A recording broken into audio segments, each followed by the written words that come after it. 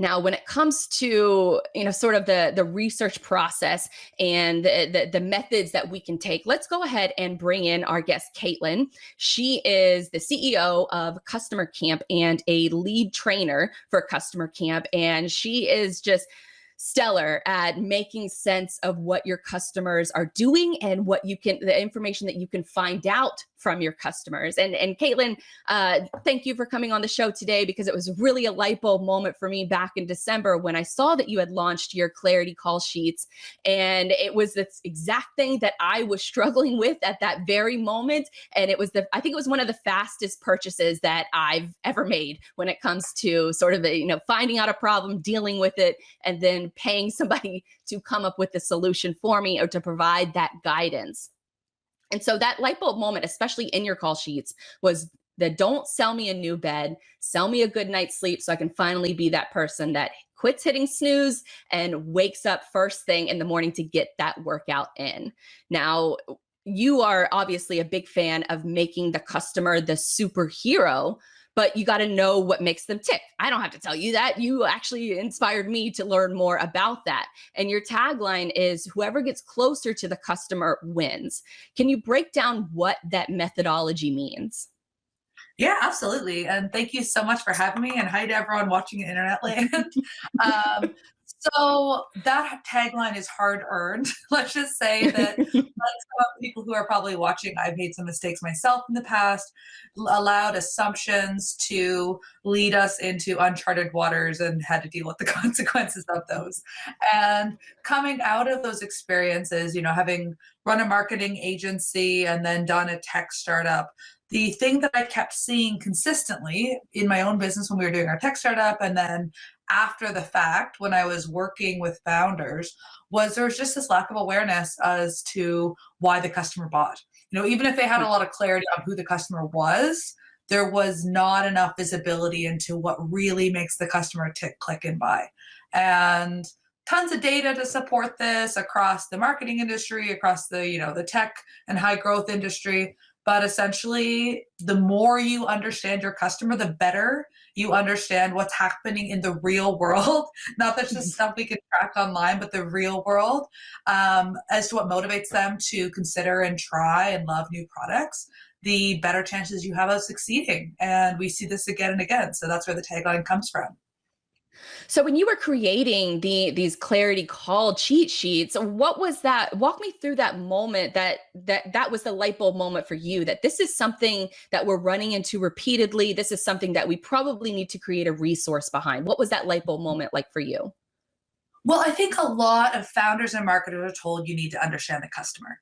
And that blanket statement is true and also really frustrating, because if you don't go into customer research or customer interviews, knowing what to ask, what you're listening for, how to kind of like gather the right insights from conversations, it really feels like aimless wandering and a waste of time.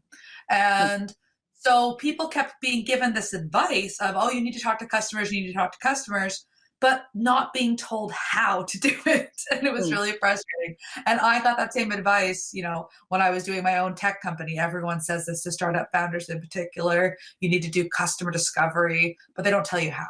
And so seeing this over and over, experiencing it myself, and then discovering this better way, the better way being inspired by Jobs to be Done, which is an innovation framework. It's becoming more popular now, but it was traditionally only applied to product design, not marketing. And it's so useful for marketing too, because when you really understand why customers hire your products, what it is they're trying to get done, what jobs they're trying to do, the context of their situation, it really helps you to market smarter.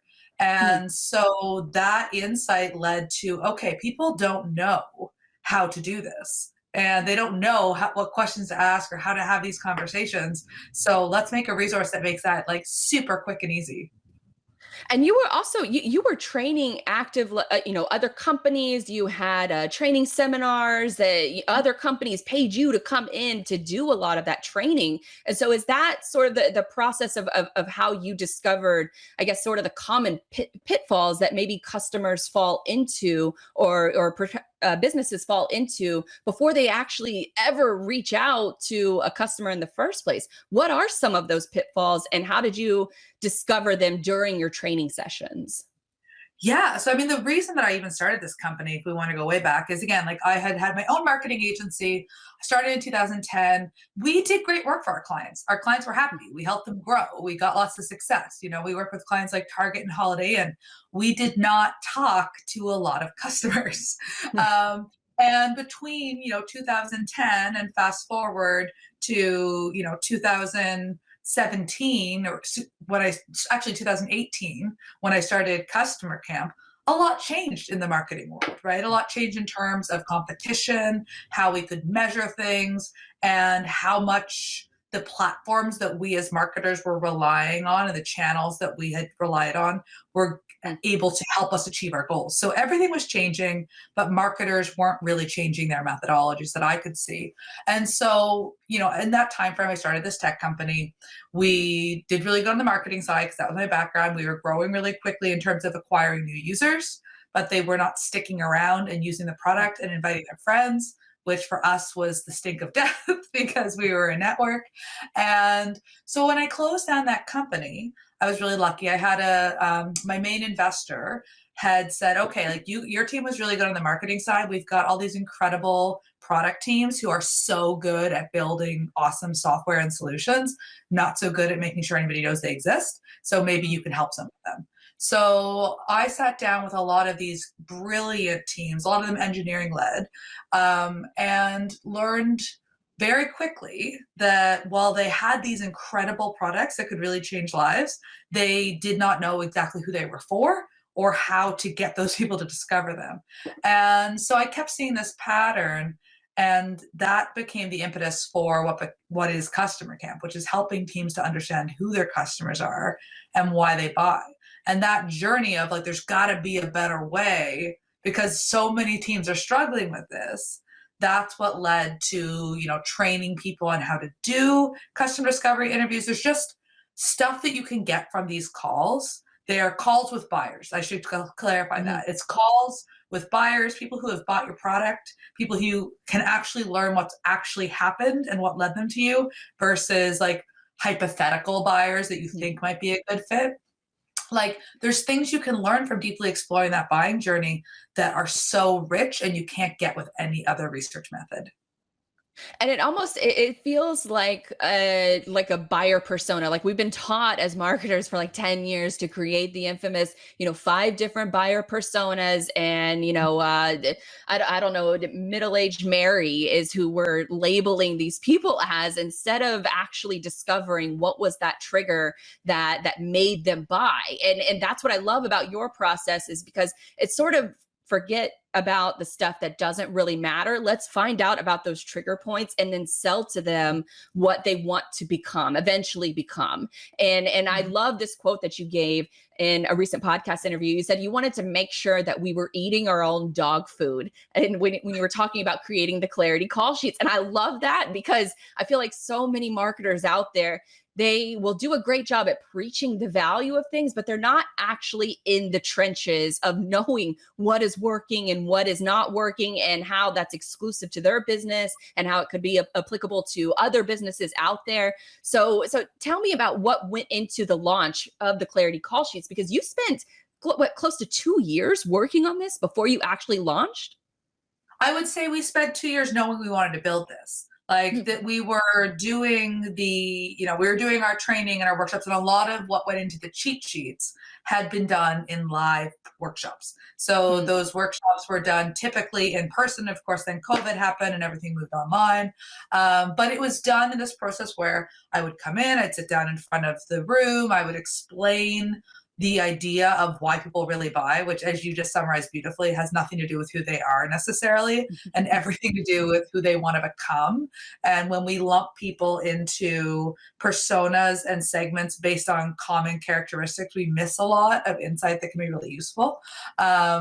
And so I would sit down and I would kind of explain the process to people. I would then demonstrate how to do an interview, teaching them how to listen for the right things, showing them actually how it works. And then I would give give them the questions that they could use getting started, a interview summary that they could use after the fact to make sure they listen for the right things. And I would tell them, go off and practice, because like anything, this is a skill you need to practice. And so that was being done I was doing that workshop for about 2 years, in person and online, but always live. And the thing that I knew was that people wanted this resource, but they wanted to be able to use it quickly, get value right away. They didn't want to have to sit through a long video-based course on it. They wanted to just know, what should I be asking? What should I be listening for? Give me the meat right away. Make it fast, because marketers were also busy. And so that's what led to the kind of structure of how I created the product, making them, cheat sheets as opposed to a video-based course or a live cohort, that sort of thing.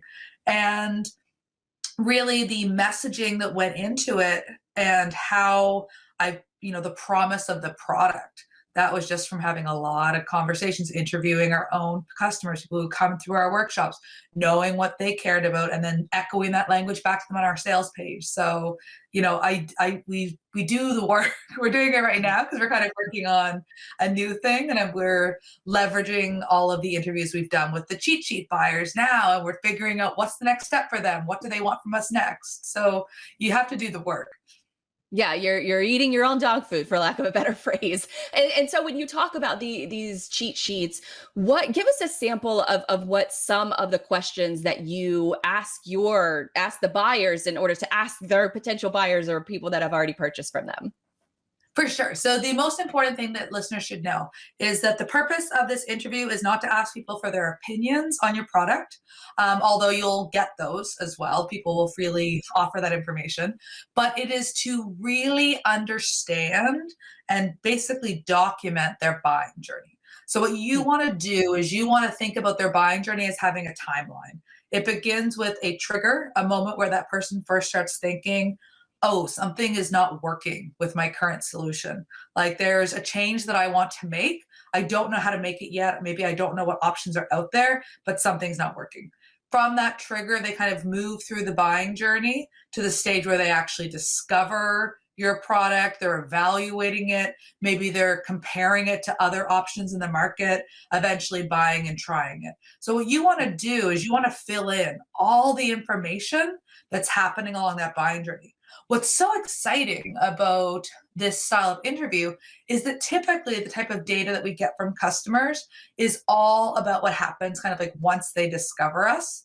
So, there's enormous amounts of data we can gather about our customers, like where are they coming from? How long are they staying on our site? What products are they reviewing? All that stuff. But what we don't know from the tools and resources that are available is all the stuff that happens before they discover us. And that's the stuff we really want to know, right? If we want to get more people to discover us. So the purpose of this interview is to really get that full picture. Some of the questions that we ask, it's around kind of pulling that information out of people. So what was going on in your world when you first realized that you might need a new solution? That will often reveal what the trigger moment was for them. And the trigger moment is often something that happens in their personal life, something that you can't see, it's in the real world, and oftentimes maybe not even directly related to what you think it is you do, right? So for us with the cheat sheets, one of the things that we've discovered through our own research is that a trigger moment that leads people on the path to buying from us, there's two big ones.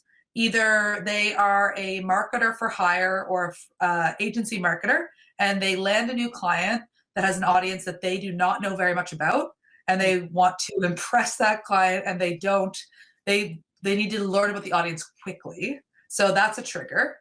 Or they get hired on a new team into a new role, or they get promoted and now they have to put together a strategy. And again, the team's underperforming. They know that there's a gap when it comes to really understanding customers, and they're looking for a solution to help fill that. Now, thinking about that from our perspective, right?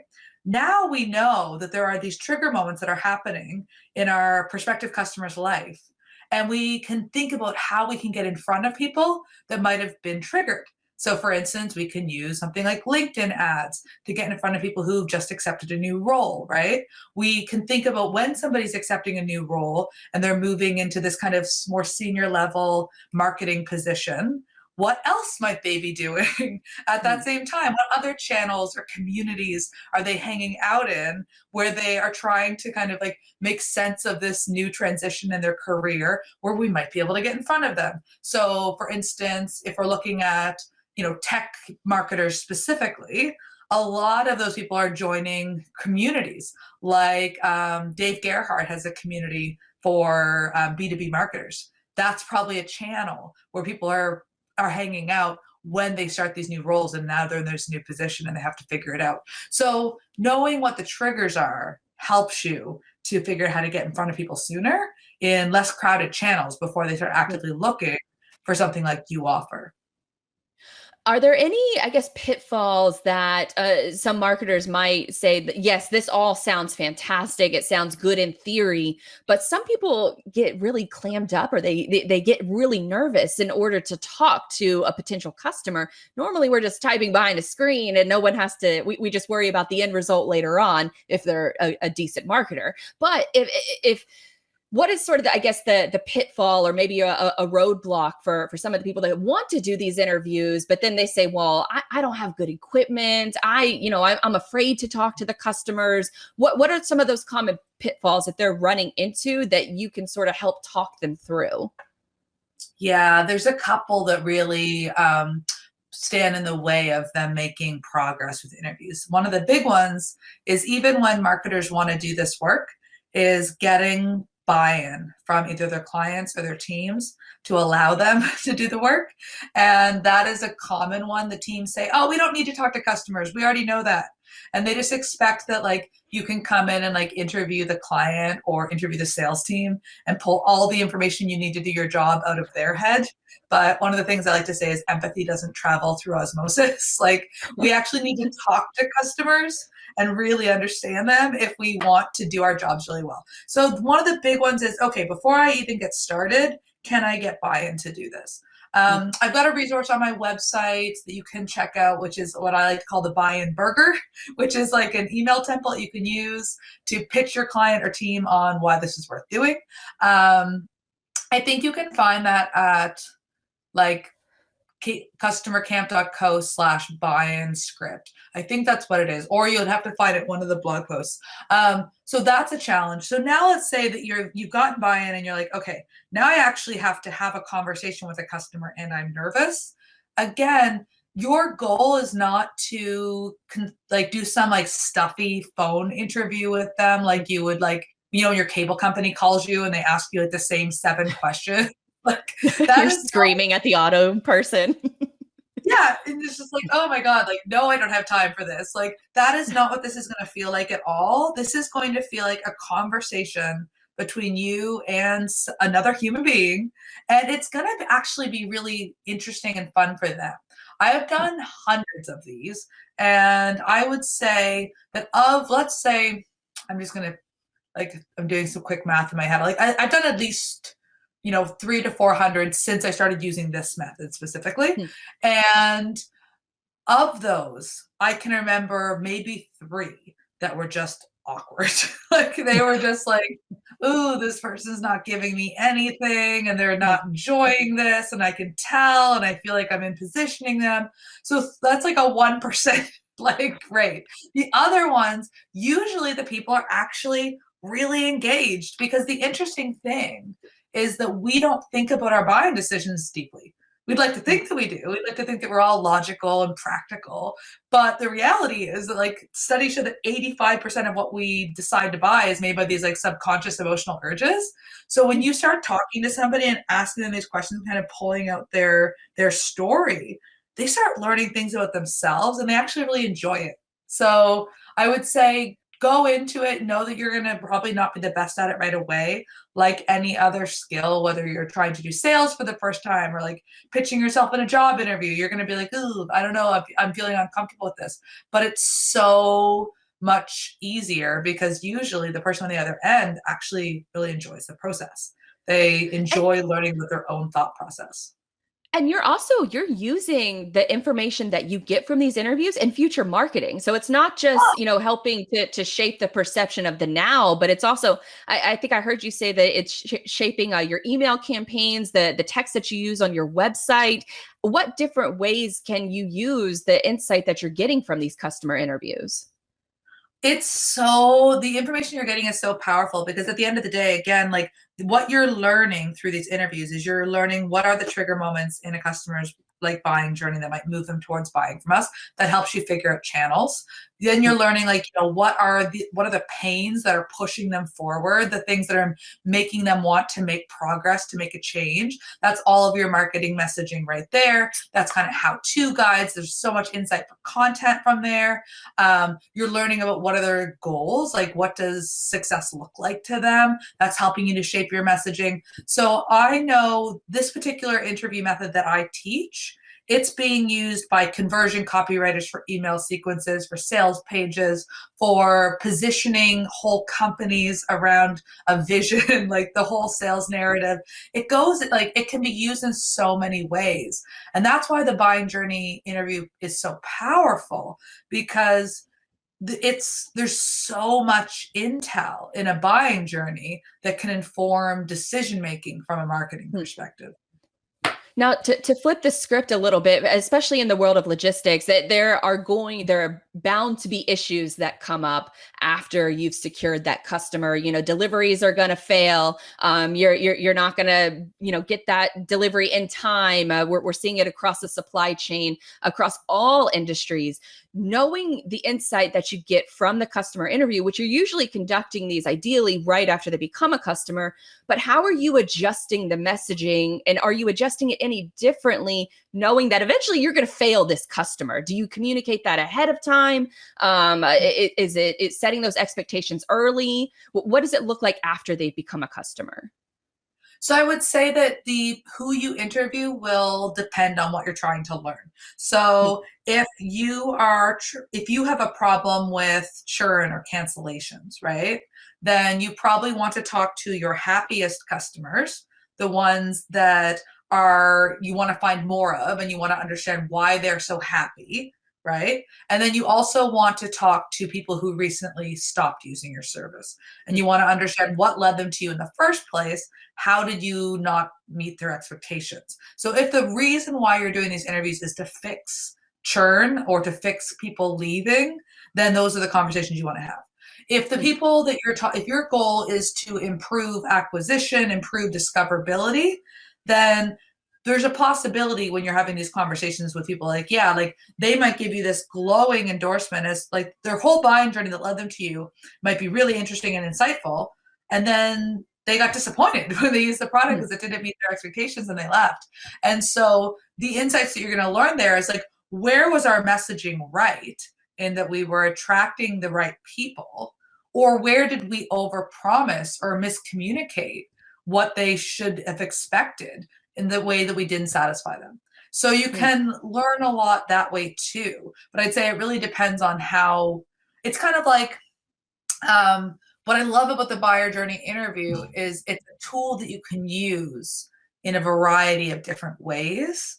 But the way I teach it and the priority that people who buy from me have is typically, I want to get more customers. Like I want to figure out how to get more customers more effectively, like more predictably. And usually when the product team people buy it and they're thinking about how do I improve the product, it's my solution isn't really designed for them.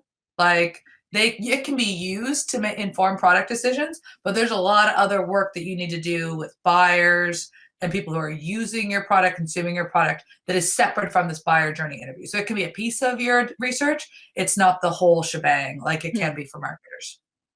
Now, for a lot of marketing departments, and I use the word department loosely because in the world of logistics, you're lucky if you have a CMO or someone who's dedicated solely just to marketing.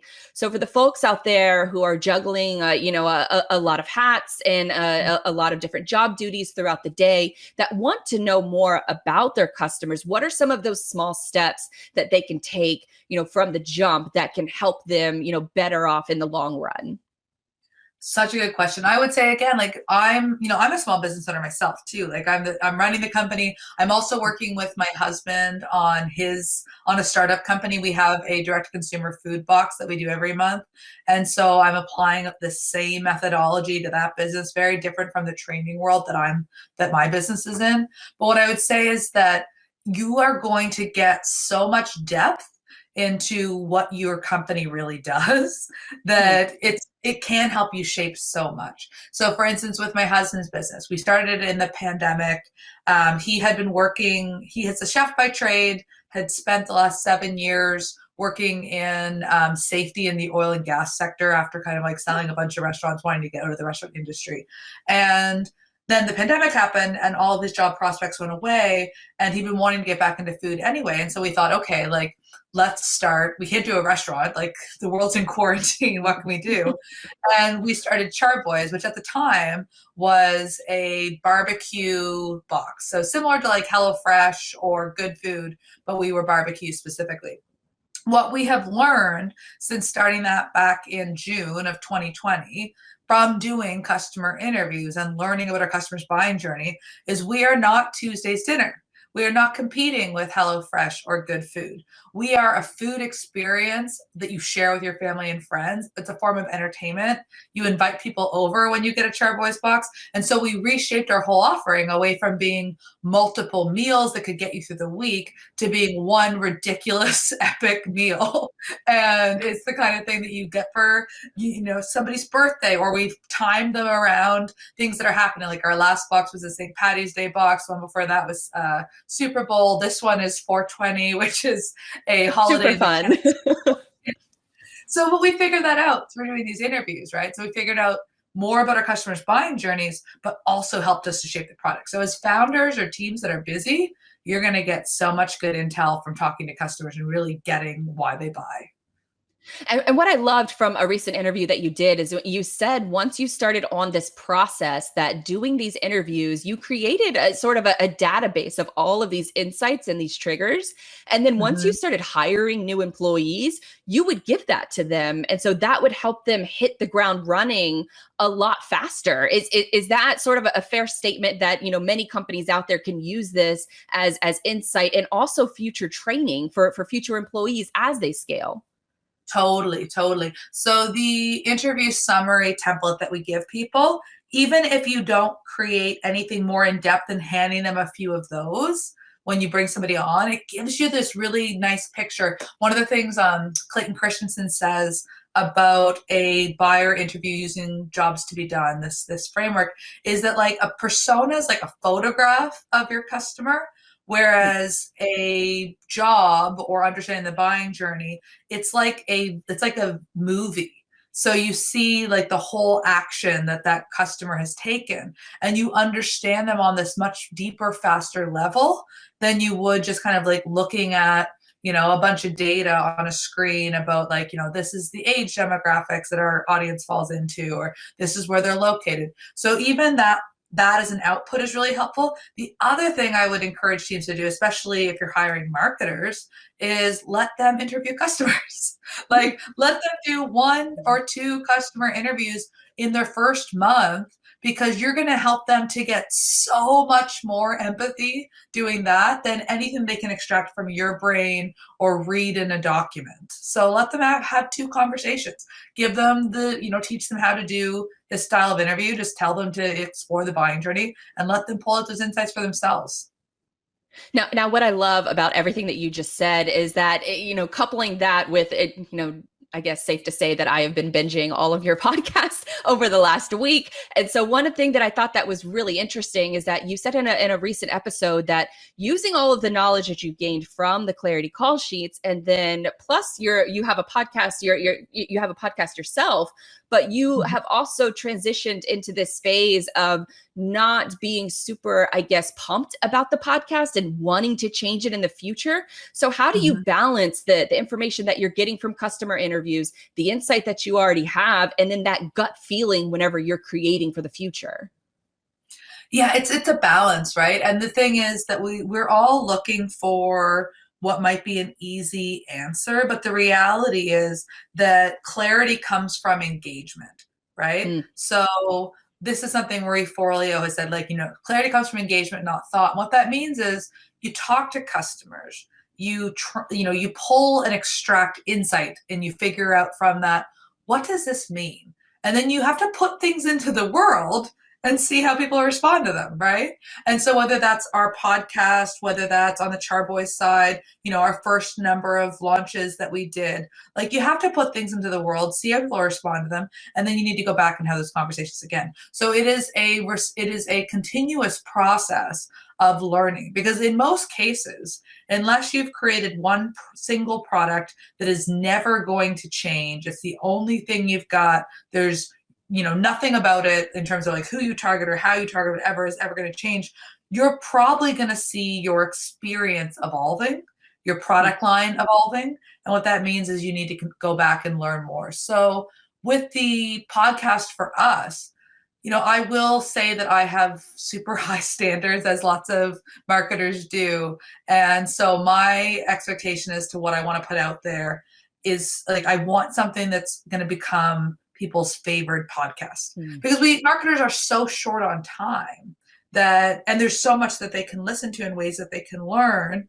and content for them to consume, that you really don't have a chance of winning unless you are the favorite, right? Like, and so I want to create that favorite podcast. And as I would listen to what we were putting out there, I was like, it's good, but it's not great. Like, if I had to decide between listening to this or listening to something like Under the Influence with Terry O'Reilly, I'm not sure if you know that one. It's a Canadian-based podcast, but it's so good. It's on the advertising world, and it's just fabulous. I'm like, I have the same 40 minutes to kill on my drive to work or whatever. How am I going to spend that time? And I think that as marketers, we need to step back and ask ourselves that. And the more you understand your audience, the more you also think about, like, okay, like, what am I competing with? Because you're not just competing with other marketing podcasts, right? You're competing with, like, lifestyle podcasts, or like a call catching up with their, like, mom over the drive. Right. So, you're competing with the Kim Kardashians of the world. Like, you got to be able to fit in there somehow. Or we got a couple minutes left. Post-COVID, it sort of changed everything. What is one piece of marketing advice that you are taking into this post-COVID world as we slowly start to enter what that world looks like?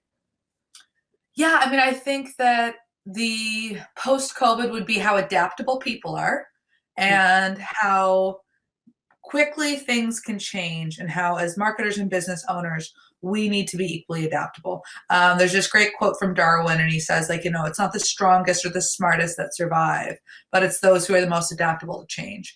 And there's no argument from anyone. COVID has changed everything. A lot of the changes that have come would have came anyway, but probably at a much slower pace. And so our customers have new expectations. They have new challenges. They are going back into the world and looking at things in a different way. And we need to be responsive to that. So I would say the biggest takeaway for me is just how important it is to stay close to customers, so that as their worlds are changing, we can adapt to continue to serve them and make sure that we're still really creating a lot of value for them. Well said. Where can people find more of your work? Probably the best spot to, like, discover me would be through Twitter. I'm really active there. So my handle is @KateBour, KateBour. And from there, you can find your way to my website and to some of the resources that I have there. I've got some great blog posts on audience research, and I'm doing I'm doing a mock interview. If you'd like to see this actually done, I'll be doing it with Shopify, and we're going to be interviewing Rory Sutherland, who's one of the VPs at Ogilvy Advertising, and he's also the author of, like, one of my favorite books. And we're going to be interviewing him about something that he recently bought. So if you want to see this done live, check that out. Awesome. Well, thank you so much, Katelyn. That this was a wealth of information, and so hopefully people will go and check out more of your work, because it really has helped not just me, but a ton of other people out there who are trying to figure out, not just the marketing side of things, but what actually makes people tick, which is ultimately part of all of our jobs. So thank you again, and I'll be on the lookout for more products and tweets from you in the future. So thanks, Katelyn. Thank you. Thanks, everyone. Bye-bye.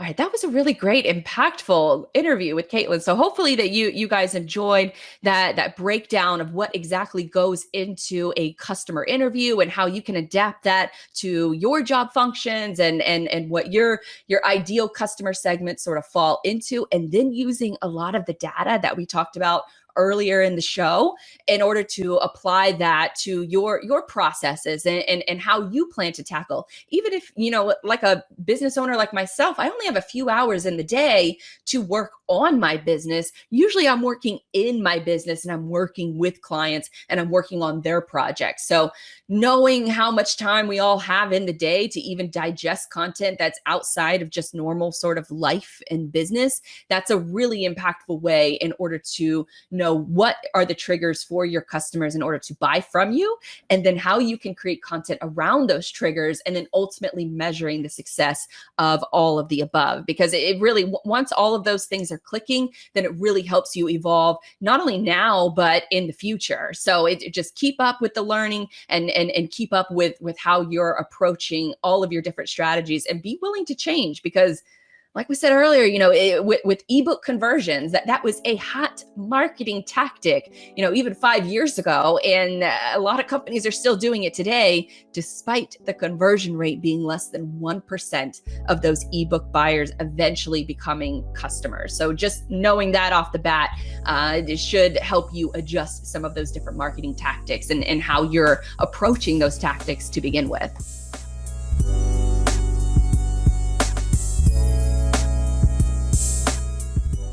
I hope you enjoyed this episode of the Digital Dispatch podcast. As always, you can find each show I publish along with more insight over on my website, digitaldispatch.io. If you like this podcast, then I think you'll love another show that I host, Cyberly, which covers the attention economy, B2B marketing, tech, and how it all ties into the world of logistics. That show airs every Thursday from 2 to 3 p.m. Eastern Standard Time, live on FreightWaves TV. There are also some links to my social media accounts along with my products and services that might be of interest to you. You can find them in the show notes or again over on my website at digitaldispatch.io. If you found this episode interesting and or entertaining, be sure to share it with a friend. Word of mouth is the best kind of marketing, and since podcast discoverability has and remains an issue in this medium, I trust and rely on folks like yourself that will share it with those who would also find it useful. Until next time, my name is Blythe Brumleve, and I will see you real soon.